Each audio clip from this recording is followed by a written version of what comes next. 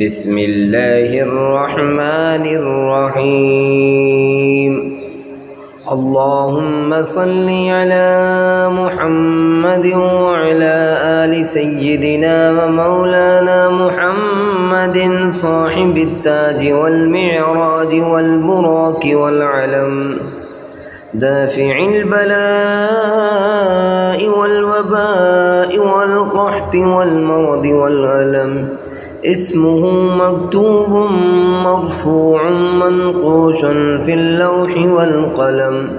سيد العرب والعجم جسمه مقدس معتر مطهر منور في البيت والحرم شمس الضحى بدر الدجى صدر العلا نور الهدى كهف الورى مصباح الظلم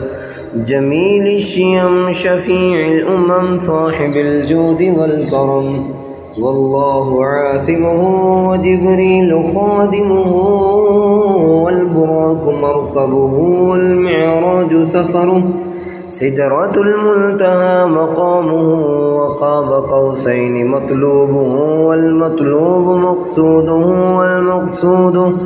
موجوده سيد المرسلين خاتم النبيين شفيع المذنبين أنيس الغريبين ورحمة للعالمين راحة العاشقين مراد المشتاقين شمس العارفين سراج السالقين مصباح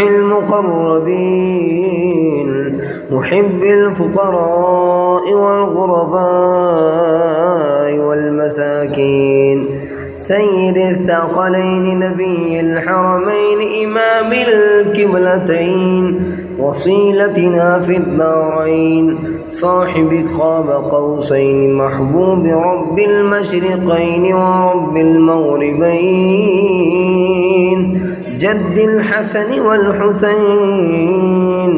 جد الحسن والحسين مولانا ومولى الثقلين أبي القاسم محمد بن عبد الله نور من نور الله يا أيها المشتاقون بنور جماله بلغ العلا بكماله كشف الدجى بجماله حسنت جميع خصاله صلوا عليه وآله وسلموا تسليما كثيرا كثيرا كثيرا